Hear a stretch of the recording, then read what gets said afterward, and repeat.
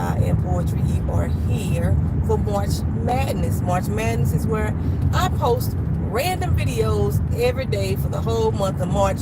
Some of them may be a little crazy, some of them may be not. Ain't no specific topic, ain't no specific time of day.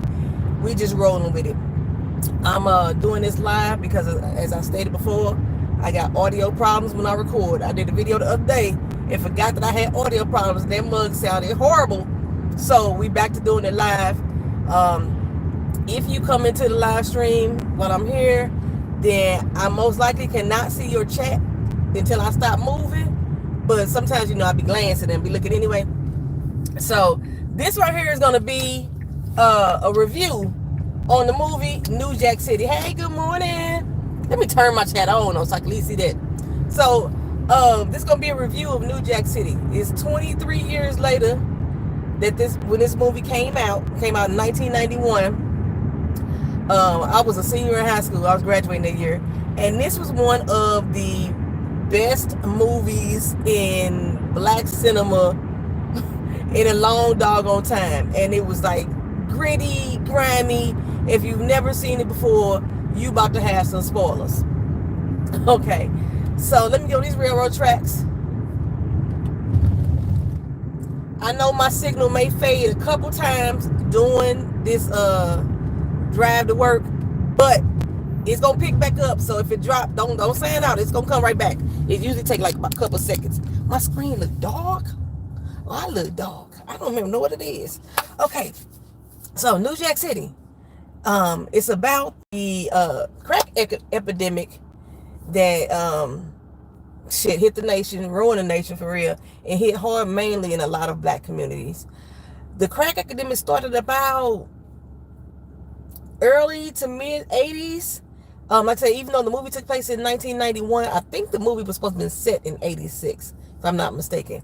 But anyway, we focusing on one particular family of drug dealers, and they call themselves the CMB, the Crime Mob Family. And it's starring Wesley Snipes. This is one of the roles that he has done, and he did many, that he absolutely killed. He absolutely killed in this role. Alan Payne. After Alan Payne got out of the movies and he went to start doing Tyler Perry things, I wasn't really following him as much as I used to, but I used to love seeing Alan Payne in movies. He was like, the up and coming rising star during that time period. Vanessa Williams, I know the other Vanessa Williams is black too, but I always called her the black Vanessa Williams. Basically, she was the more melanated Vanessa Williams. Rockabye Baby, I loved her. Michael Michelle. I've always liked Michael Michelle. She ended up being who was that? Darla's mama on Queen Sugar. But I like Michael Michelle. I always found it funny her name was Michael Michelle instead of Michelle Michael. Maybe she switched her name around. You know how actors do, they change their name sometimes. Anywho, who else is in it? Ice-T, Mario Van Peebles. Is it Judd Nelson? I think that was Judd Nelson. I don't even understand why Judd Nelson was in this movie. I really don't. He really didn't have a significant role for me. His whole point of being in the movie was to cause aggravation to Ice-T character. They supposed to be both hot-head detectives, and that's all we seen him do really is aggravate the shit out of Ice-T. And then later on in the movie, you seen them come together to work for the same cause. But he didn't come with no general ideas. You didn't see him out here doing nothing magnificent. He wasn't like infiltrating nothing really. He was just there. They didn't need him. They really didn't. But okay, we got him in there. Chris Rock. I don't know if this was one of Chris Rock's first roles. I think it was one of Chris Rock's first roles. He was in it. And I know I'm missing Christopher Williams. He was in it. Who was the Dada man? I cannot think of his real name. But I like him as an actor too. Anywho, we had a lot of good people in this doggone movie. A lot of great music in this movie. It was like epic 1990s music. Flavor Flav, Fab Fly Freddy. It opened up. It had Queen Latifah music in it. We had Troop, the group Troop. Oh, I love Troop. We had Troop in it, and we had Gerald Levert. And actually the Levert boys, all of them, they was in it. Who else did we get to see? The actress that played the stripper, I can't think of her name, but she looked just like Kelly Rowland to me. I was like, damn, she looked just like Kelly Rowland to me. Okay, so these are most of the main characters who was in this movie, right? So the movie start off with Wesley Snipes, who is Nino Brown. I swear I quote a lot of this movie to this day. But Nino Brown and the Da-Da Man, they start off on a bridge, got a dude dangling over. Whoever this dude is, ain't gave him his money, ain't gave him his product, and he begging for his life, right? I didn't think that it was gonna start this way. Within the first minute of the movie, they done dropped this man off the damn bridge, baby. Okay, which lets you know that the CMB was already doing that damn thing. Now they initially was selling cocaine. I'm surprised at how much cocaine was in the black community, because back in the day, I've always thought that cocaine was a rich white person drug, celebrity drug, doctors, they use it, rich white person, white college boys and valley girls. Those are the people in my mind who always used cocaine. But when I look at these movies like New Jack City, and then you look at TV shows like Power, cocaine was the main drug that they were selling. Back in my upbringing, and I said musicians, right? Yeah, cocaine. Musicians, that was their thing, was the cocaine thing. Back in my upbringing, LSD, speedballs, smack, marijuana, those were the main drugs that I was familiar with. I knew people that was like taking heart pills and shit like that, you know what I'm saying? They was doing all kind of other stuff, but cocaine wasn't it. So, I was surprised to see that they were as popular as they were, making as much money as they was doing in the black community off cocaine. I don't know, somebody rolling up on me. Okay, so like I said, once the movie picked off, we did see G Money, who played by Alan Payne. He was like, hustling dudes on the basketball court. And he's the one who introduced crack to the brotherhood, the family. And he said, all the Colombians and the Peruvians, they already been with their foot in the game with the crack epidemic, and the shit be calling motherfuckers. People, Chris Rock, this shit be calling me. And they took the drug and infiltrated it into the black community, and it took off like wildfire. People was hooked on crack, left, right, and otherwise, right?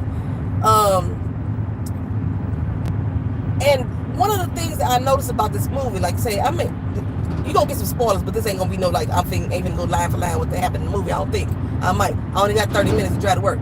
Why your truck so loud next to me? Anywho, so they infiltrated the crack cocaine into the system. But one of the things I found quite interesting watching this movie back 23 years later is the way the CMB spread their wings and became this big conglomerate business is exact to how in Raising Canaan, Power Raising Canaan, that Rock did it. So watching this movie back, I realized how much of New Jack City that 50 Cent, Curtis Jackson, and the show writers have taken from New Jack City and implemented into Power. He wanted to take over a whole apartment complex called the Carters. In Power, Rock decided to take over the Baileys. Now, I'm gonna tell you, Nino Brown did it a whole lot better than Rock. I'm looking at Rock take over the Baileys And I'm thinking, damn, you know, she did that shit. She came hard. But when I watched New Jack City again, Rock didn't have shit on Nino Brown. The way he took over that fucking building, baby. They came outside. They embarrassed the superintendent. Had him walking down the street, butt ass naked, with a shotgun to his face. Everybody standing around watching, honey. Everybody. Ain't nobody gonna say nothing because they might be next. Nino was the type of dude, he didn't give a fuck who was watching or nothing. What time of day it was. If there was a spotlight on his ass, he gonna show out even more. He did not care. It seemed like he had no respect for the community at all. None. You know, like at least in power, they be like, we want to try to keep, you know, this out of this area. We want to try to keep these drugs out of this area. No, Nino Brown and them didn't care shit about that, right? They didn't have any fear of switching distributors. You know, they was with the Italians at first. They decided to work with the Peruvians, which we actually never saw in this movie. So they started getting all their drugs from the Peruvians and dealing with the coke, the crack instead of dealing with coke. Of course, they had beef with the Italians, the same as in Power. Okay, but in this particular one, you know, the Italians came to them like, hey, y'all need to come talk to us and ask our permission to redistribute drugs, a different type of drugs. You need to cut us in on the profits, this, that, and other. You're supposed to be getting y'all your work from us. We raised you pretty much. That's we the ones that's been putting y'all on pretty much, right? And then the difference between that and Power, Power basically, the Italians found out that Rock had encroached on their territory. It wasn't that she was necessarily cutting off business with them and starting over with somebody else. She was encroaching on their territory. But we still had this whole Italian black and black mafia, you know, connection where they going at each other, right? The respect was gone. But like I said, Nino Brown didn't give no fuck. And even though Rock didn't give no fuck either, Nino was way worse. I was like, Nino Brown was a character that I love to hate until I started hating him in the actual movie. So like I said, we got this little beef with the Italians going on, and just they basically trying to hold check us and shit like that. I don't know why I always try to say us like I'm part of the fucking characters and things like that. But anyway, the Italians try to come hold check us, and Nino set their ass straight. It's always one girl that's usually with the crew that's usually pretty tough, and that was Rockabye Baby. Vanessa Williams looks like Keisha Charmaine to me. If y'all know who Keisha Charmaine is, check her out on YouTube.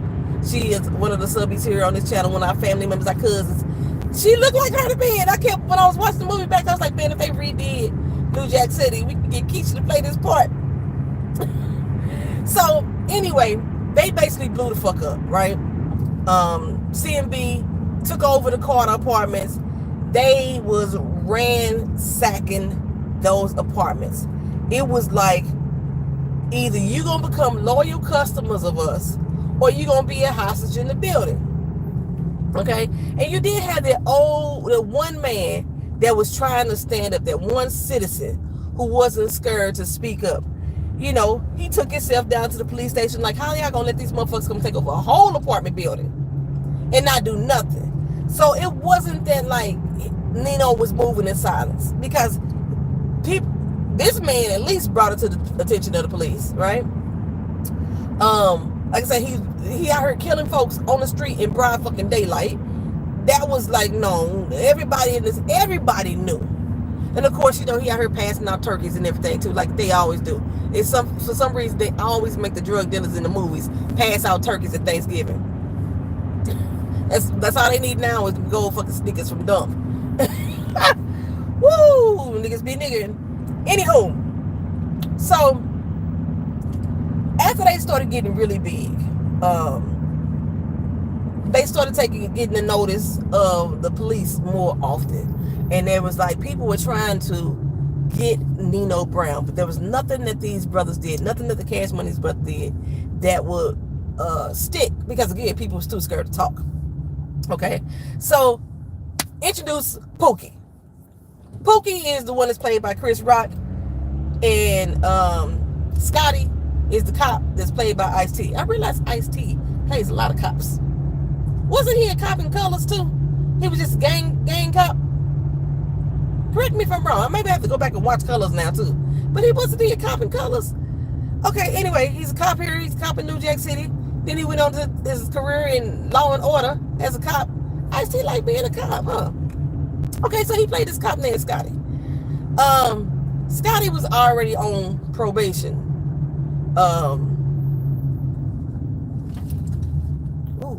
What y'all doing? Scotty was on probation for, I'm assuming, I can't remember what they said now, but he was on probation for probably the situation that happened with Chris Rock. So basically, he was making a drug deal. Okay, he had $14,000 cash on him, and he making this drug deal with Pookie. Pookie was supposed to get him some kilos of drugs, right? Well, Pookie was basically a snatch and grab type of dude. He didn't have no real ties into the game. He basically snatched the damn money out of Scotty's hand, took off running. So we get this intense chase with Scotty on foot and Pookie on a bike, flying through the city streets, you know, trying to get away from the cop, right? The only thing that really caught Scotty up, well, not Scotty, the only thing that really caught Pookie up was that he was going down these 3 flights of stairs, and he came across this little ledge, and he didn't realize that there was no more stairs, or it was a straight drop off, and he flipped, and it was a train coming, and he fell off his bike, but he had got thrown to the other side, so he was able to get up and keep running. But Scotty caught up with him, shot him in the foot, child. So once he got locked up, got shot and put in jail, Pookie, when he came out, got hooked on that shit. He got hooked on the crack, you know. And Nino had told him if he ever cleaned himself up, he was gonna give him a job. So I think Pookie was out on this particular Thanksgiving Day. He's sharing the drugs and sharing his food with, and they start to fight. And during the fight, we get Scotty happened to be there, and Scotty, you know, got him off the girl. There was another lady that came in and helped him get her off of him. So they broke up the fight, and he took Pookie under his wing, put him in rehab to get him cleaned up. Now, earlier when Pookie and Scotty first met, when he shot Scotty, Christopher Williams' character was there. I don't even remember Christopher Williams' character name because he's always been Christopher Williams to me. But I know he was Sharice's Michael Michelle character. Is she Sharice? I thought it was Shanice. I think her name was Shanice. Anyway, he was her cousin, right? And he was a banker, so he was kind of like a straight edge type of Wall Street type of dude. But he was like, if I think about power, Rock ain't really got no accounting going on. Who checking her books? Who keeping her books? Like I said, Nino was running this like this was a straight business. He had all them IBM computers up in there and everything. He had all his financial records on the hard drive and things like that. So Chris Williams there, he saw Scotty, but as time went on, I'm not sure how much time passed, but like we noticed that time had passed from the time that they took over the quarter. You had Troop out there singing, right? Troop was like 5 guys that singing by the dumpster. And then as time grew on, they was a lot older, and it was only 3 of them. That's when the Leverts came out. And only 3 of them left. 2 of them had died or fell victim to the damn epidemic. 1 or 2. Why is your car smoking like that? It fell victim to the epidemic. So, a lot of time had passed. We ain't sure exactly how much time had passed, but the CMB family is big shit now, and everybody got their egos on, especially Nino. You know, sometimes you get a little power, it go to your head, so they can think that you the king of the world. And he was on one. Everything was his. He started treating his girl disrespectfully. You know, because he felt like he didn't need to. He didn't need to have respect. Only respect had to be given is to him. He became more ruthless as time went on and on and on. And there was a point where him and G Money, because I think they were supposed to be brothers. I don't remember if they were supposed to be real brothers. I can't remember specifically, but at least brothers. I remember they was talking about when they was little. You know, Nino was 2 years older. So he was 13, and G Money was 11, and they used to run the courts. I remember them talking about that, but I don't remember if they were supposed to be actual brothers. They had this thing like, you know, we gonna always be brothers. Ain't nothing gonna ever come between us. And you see that same dynamic. You looking at Power, and you looking at Ghost and Tommy. You know how they dynamic was supposed to be brothers that was never supposed to be separated. When you look at Unique and his own brother, you know, Ronnie, brothers that were never supposed to be separated. Kanan and Fame, you know, they model. 50 Cent has really modeled Power when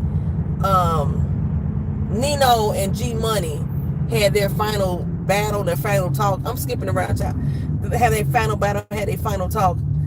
The scene where G Money is down on his knees begging for his life to his brother, you know, and he just kept asking him, "Am I my brother's keeper? I loved you, man." This, that, and other. That scene was duplicated in the original season of Power when Unique had to kill his best friend or his close friend. Was the guy supposed to be his best friend? Wardell was supposed to be one of his best friends, but he had to kill one of his close friends, somebody he grew up with, somebody he loved. Remember, Unique had that tear falling down his face too, and you know, same thing with Nino. He crying and bawling and stuff. Well, once Pookie got cleaned up, he did actually get a job with Nino Brown. He initially was a lookout, and he wanted to help Scotty take down Nino because Scotty helped save his life, right? Well, as time progressed, the DA needed to get more evidence to stick to him. They needed footage, video footage and everything. So they started putting wires on Pookie, and he ended up getting into the drug room where they bag up the dope and everything. Wrong move. Frustration got the best of him. He started using again, and they kind of like fucked up the whole sting operation. They kind of fucked up the quarter. Because they had this, you know, they had to blow the building up, set it on fire, and they had to kill Pookie. They had to take him down, right? Now, because they killed Pookie, this basically shut down the whole doggone operation, sting operation.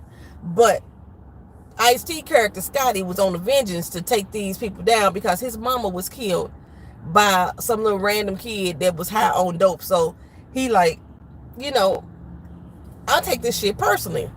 Well, come to find out, child, that that dude, the little kid that killed his mama was Nino Brown. After, because Scotty ended up infiltrating himself into the crew.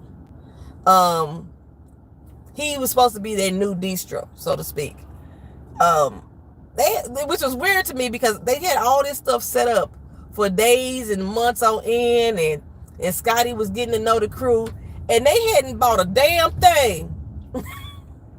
They hadn't bought a damn thing from Scotty and Judd Nelson character. What was his name? Nick Peretti. He was so insignificant to me. He really shouldn't have been in this fucking movie. Bitch, you better watch where you driving behind me. She keep rolling up on my goddamn ass. Okay, so after they had to shut down the quarter, which you remember in Power, they had to do the same thing with the Baileys. The whole place was raided and infiltrated by the police and everything, but theirs was not infiltrated by police. Theirs was infiltrated by the fucking Italians on the Baileys. The Italians is what shut down the Baileys. So, but they did have their shootout with the Italians here on New Jack City too. So, like I said, it's a constant tension that they had going back and forth between the Italians and the CMB brothers. But the tension, the Italians didn't like directly retaliate initially. The cops actually went to the Italians and got them to help set up CMB. And that's how Scotty and them was able to infiltrate into the crew. Right. In the meantime, like I said, we still got this one citizen out there that's still confronting, Nino. So, he's a very significant part of the show. Nino handing out money to the kids in the neighborhood, and he out here making deals with the pastor. And of course, we always said the pastor like to grease their hands. That's another thing that 50 Cent took. The whole interaction with the pastor and the drug dealers. 50 Cent has taken that ideology and placed it into BMF, into that TV show. So but now I realize why I like these two shows so much, why I like BMF and why I like Power so much, because they were birthed from New Jack City. That's why I like them so much, I guess. Okay, so the pastor, his daughter was getting married. Nino was hosting the doggone wedding. But why they hosting this wedding, baby? The Italians came through as the caterers and shot that shit up. Nino ass grabbed a little 3-4-year-old child and used it as a human shield so he wouldn't get shot. This was Shanice's final straw. She confronted him, told him how shit of what person he was, and then he was a murderer. Girl, he been murdering people. What you talking about? He been murdering people from the first 30 seconds of the movie. But now when he grabbed this little girl, now she's like, oh, you're a murderer, Nino. I was like, girl, he been a murderer. Rockabye Baby, she got killed during the wedding. And so now they got to go back and retaliate on the damn Italians. They go back and they wipe out all the Italians. Wasn't no question. Wasn't no we should wait on this. They just went back and did this shit. They didn't give a fuck about sparking no war. We gonna take all these motherfuckers out. So that's what they pretty much did, right? So now since that whole little shootout went out, now the police want to get involved again. We got Phyllis Wheatley, who I love her as an actress too. Phyllis Wheatley come in as the prosecuting attorney, and she tell him what she need, what she gotta have. I know I'm mixing shit up, but it's all right. She tell him what she gonna need, what she gotta have, and they basically need a witness. So Shanice ended up being, I think her name is Shanice. If it's not Shanice, it's Sharice. She ended up being the witness that was gonna testify against Nino, right? But Nino was like, I'll be out in a week. Fuck y'all, right? So they ended up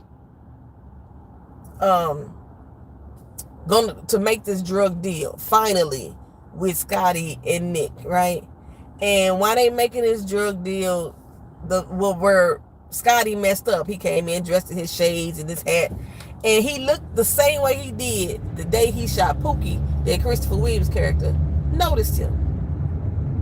What was his name? His name was Hakeem or Ahmad Akbar.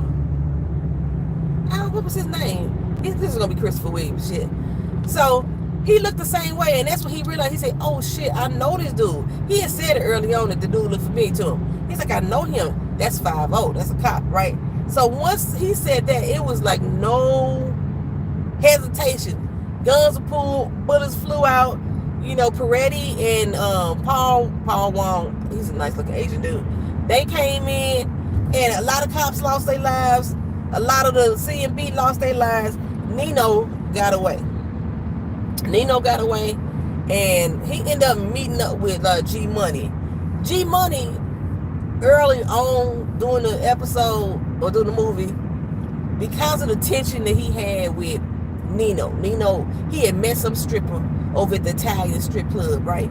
And on day one, this stripper already throwing her ass at Nino, his boy. When Nino walking up into it, face first and shit, even though his gal, she's sitting right there. So that drew tensions between the brothers. They fell out over some motherfucking pussy. They didn't even fall out over the money. But then when he decided to cut a side deal with the cops that he don't even realize cops, the money became prevalent as well, that you make a side deals with these motherfuckers, we supposed to be together. We supposed to be brothers. Well, no, G Money told him the brotherhood fell apart a long time ago. the first little incident and Pookie got killed. You know, they blamed it on Chris when Nino stabbed him in his hand. That's when he said the infamous line, because before I make change, I use that line all the time. As ever in the movie. G Money started smoking the crack. I didn't understand. G Money had this fucking confidence about him. And you mean to tell me you let this stripper who you ain't even fucked yet kick down your self-esteem like that? That you became a crying little bitch about a stripper whose pussy you ain't even fucked yet? Okay? Oh, they played I Wanna Sex You Up in that scene. That was my song. I wanna sex you up and all night. Anywho, so that was the downfall of their brotherhood over that fucking pussy. And then G Money started trying to make moves himself because Nino felt like he was King Dingaling and the world was his. And G Money's like, nigga, I helped you build this shit, right? So I didn't understand though why he decided to start smoking the crack. What, that wasn't shit that happened so terrible to you that made you want to put that glass dick in your mouth, bro. I didn't understand why G Money, because G Money was full of confidence. You know what I'm saying? I didn't understand why G Money started smoking the crack. It didn't make sense to me at all. He wasn't like he was hanging out in the drug room, nothing like that. He didn't have nobody encourage him to do it. He just decided to, you know, go in front of his damn fish tank and put the pipe in his mouth and started smoking crack. And now you out here making stupid ass moves, getting the whole game fucked up. And of course, you know, Nino made him feel bad, made him feel like it was all his fault that everything got fucked up. You know, Keisha, Rockabye Baby, damn, her name was Keisha too. Keisha looked like Keisha Charmaine. Okay, anywho, yeah, made him feel like it was his fault that all the whole family was dead, and you know. But he had told his ass, if this shit goes sour, I'm gonna have to kill your ass, bro. Okay, so even though we sitting here talking about each other, being each other's brother's keeper, one thing I'm gonna do is keep my word. He had to take his brother out, but when he took his brother out, he had to go into hiding, and the cops somehow showed up at the exact building that he was in, and he was hiding out there, and he got the little kids to tell him what apartment he was in, and they go in, and this is whole big fight scene. Now it was pitch black ass dark. Kids hanging out on the stoop. When he knocked Nino out the window, that it was bright ass daylight. Everybody down on the ground watching and looking and cheering on. They want him to get his ass whooped. So he got arrested. He went to court just like they said he was gonna do, and he got off because he blamed everything on Christopher Williams. I think it was Hakeem Akbar. He blamed everything on Christopher Williams. But he came out of that doggone jail, out of that courtroom, all proud like justice was serving. He proud to be an American. Hey, ma, you know. And baby, that old man took his ass out. Pada pada bing. That's in New Jack City, y'all. I'm at work. I have to club up the sign for where I work at. I'll see y'all next video. Peace.